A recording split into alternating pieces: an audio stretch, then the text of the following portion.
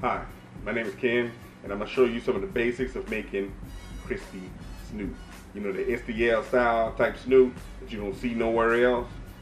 I can't help that. It's only in the Midwest. But I'm going to take you from taking out the package, showing you how to prepare it and everything. Keep it from looking like a nose, you know, one of these numbers, looking like this, to looking like something that's edible, crunchable, something that you love. Now, let's get started. What we got here is, we got 2 packages of Snoot, my favorite knife. Don't worry about that red mouse, that's how I control this video thing. But what we're gonna do is pop this open, pull this package off. I know most of y'all be talking about, you better wash it, you better wash it. Man, look here, let me tell you something. This is a Snoot. Alright, now this is what we're trying to get rid of. This is what you normally see on a pig, right there. That thing right there, you know. And look, that's that. All right. This is what we're gonna do. You take that sharp knife, and that joke, and this skin is kind of tough already. Take your knife, you cut open right through those 2 holes, right through there. You're gonna go right through that little opening, the nostril opening, and you're gonna cut up. All right. Take that, cut it up. Lay that back, spread that out. I'm gonna move this over here so I can get away from my friend right there, because that ain't mine. But anyway, what it is, you're gonna see some things in here that you want to get rid of, like the nasal membrane, stuff like that. I mean, it's just junk that you get rid of off for any other type of stuff. So you take it and you cut it back. And this here is one of the things that makes it when the nose goes like that. That's what this is for. This particular tendon controls those particular actions. You want to get that, you want to get rid of that. That makes it really tough. You got 2 of them, one on one side, one on the other side. And you just take it, you bend it. Let me slide it like this. Let me see, my hand in the way on that one. All right, you take it, you slide it back like this, and you just cut.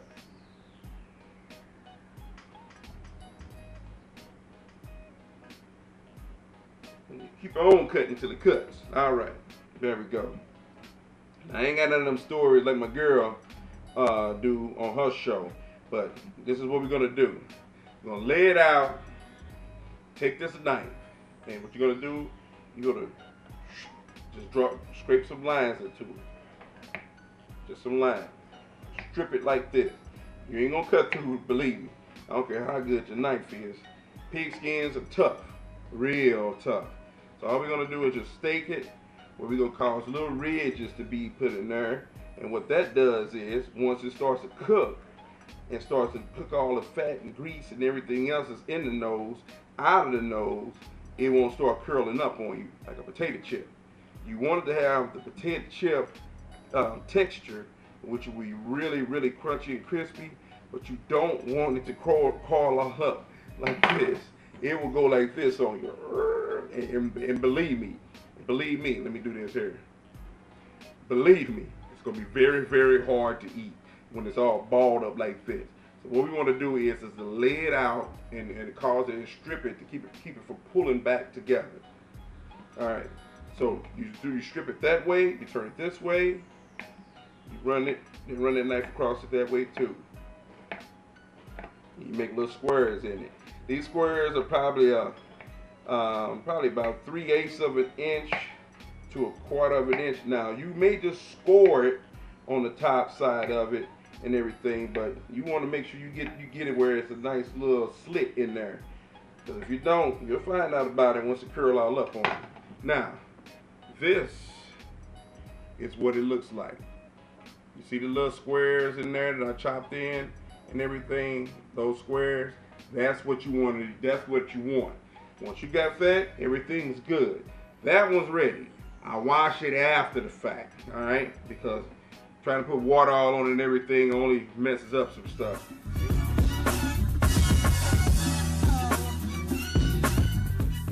Okay, y'all, like I promised, I'm getting ready to give these things a little bath, and then we're gonna go into straight seasoning them, and that's it. We're ready for the grill. Okay, here we go. We off to the sink. All right, I already got some over here in the sink, and what we're gonna do is we're gonna turn on medium water so we don't start pre-cooking these things. Run a little water on them, get whatever off of there. That you people that feel that you gotta wash every bit of your meat, yeah, we're gonna go ahead and wash it. Hopefully you can hear me over the sink. If not, yes, I am doing both sides.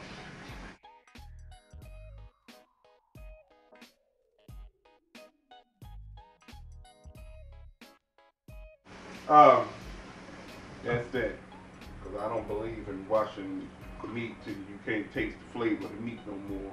Everything tastes the same. Alright, we're going to take this over here to our magic table, and I'll meet you again, and we get the seasoning. For everybody, let me turn it this way, and let me turn it that way. I'm not trying to promote sneak seasoning or anything. Anything is good that you want to use, that you like the flavor of. One thing, don't be too generous, because the one day you don't add enough seasoning, it's gonna be bland. But if you're gonna use barbecue sauce to dip it with, then it ain't gonna make a difference.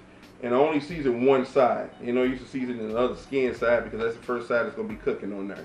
So I season it with that one there, and I add a little bit of this and I do add garlic powder because I love garlic. Garlic is just one of my basic essential flavors on there. But I'm telling you, if you season it with something that's got a lot of salt in it, let me see. I want you to see my face on this one. If you season it with something that's got a lot of salt in it, if you season it with something that's got a lot of salt in it, you're going to eat a lot of salt. Believe me. Ask my cousin. He had high blood pressure, about had a stroke after one I did because I was just trying it. You know, I really didn't know nothing about making snoot. But once I learned how to do it, I know that you got to be you can add a little, it'll add a little to the flavor of it, but most of your flavor is going to come from whatever you're going to dip it in, if you like dipping, okay? All right, give me a second here, and I'm going to give a garlic. We'll sprinkle that on there, and we'll be almost ready to get out of here and go to the grill. Now, my garlic, ooh, Lord knows I love me some garlic. I love the garlic taste now. I don't really recognize the garlic taste in it after the fact, but it's just a mere fact that it's just garlic. All right, look at that. So I got some steaks, I got some tips, and I got some wings. You know I love my crispy wings. Woo, you got to cook them till you don't cook them, you roast them on a grill to give them the smoke. You know, that's another video all in itself. So I'm really ready to go ahead and get up on out of here. All right.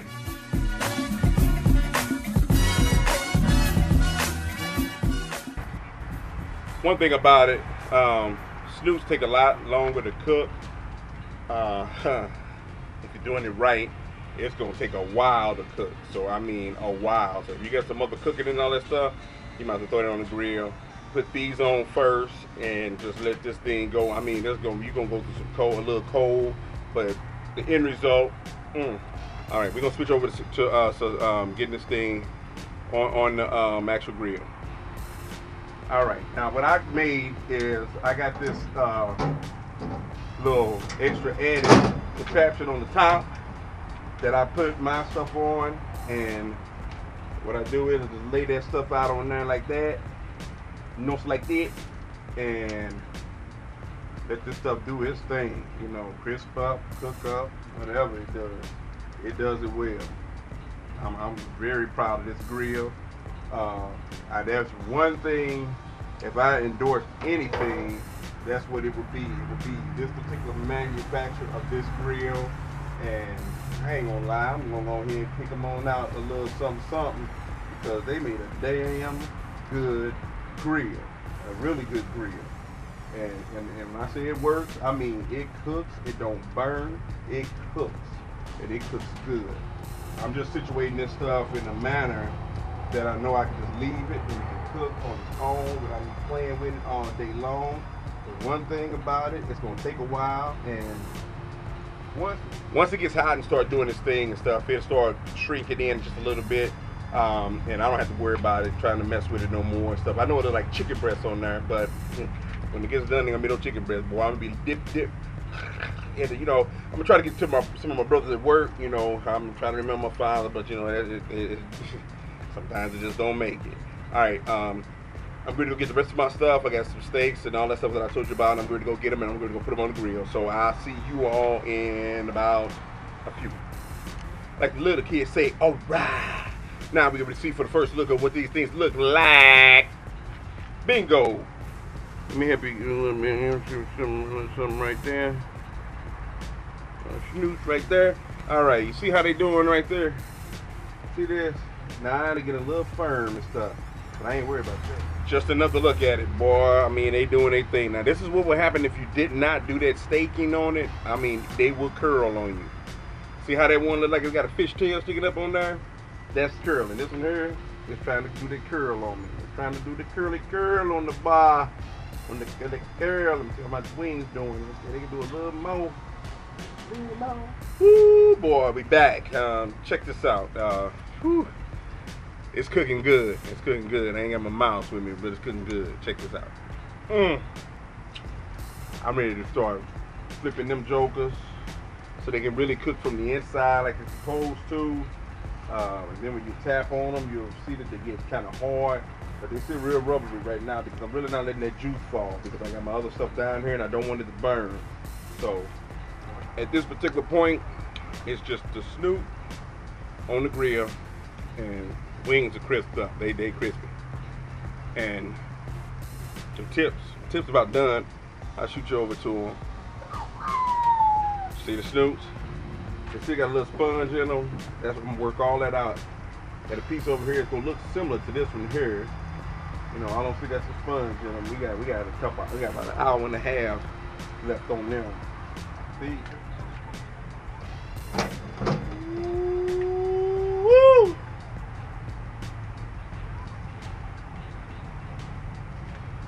That's what it looks like on the opposite side of this thing now. See how it's cooking? It's cooking really, really good. I'm going to turn my heat down because it's cooking good, real good. But I'm seeing a little scorch. That means I got too much air going. Here we go. Here we go. This ain't the last time, but still again, I want to show you about things. Hush. Anyway, I wanted to show you all a little bit about the Crispy Snoot and everything. So here we go. Here it is. It's not quite crispy, but you know it's getting harder on the ends and things of that sort. The grease is getting cooked out of it. So it's holding the shape. If you leave it on this side, let it cook more and get that grease, cook it up out this way. Cook it up out this way. And then you flip it and then you let it cook some more. But if you cook this side, it will start to burn like it's trying to. We caught it in time. So I mean, there's still a lot of tremendous heat coming up out of this.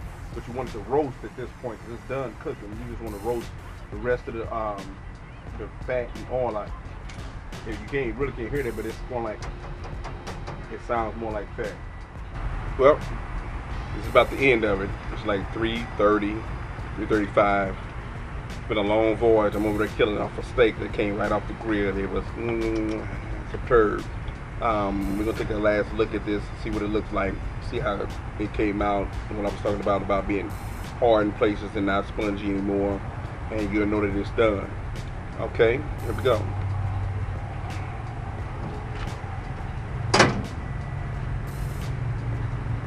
Alright, this is what I'm saying right here. See?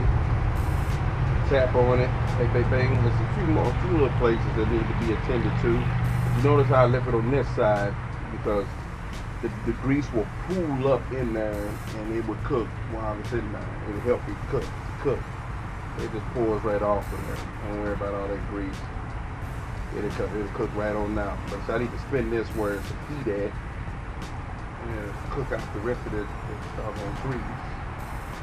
And I mean the fat. Actually it's fat. And that's all it is. It's fat.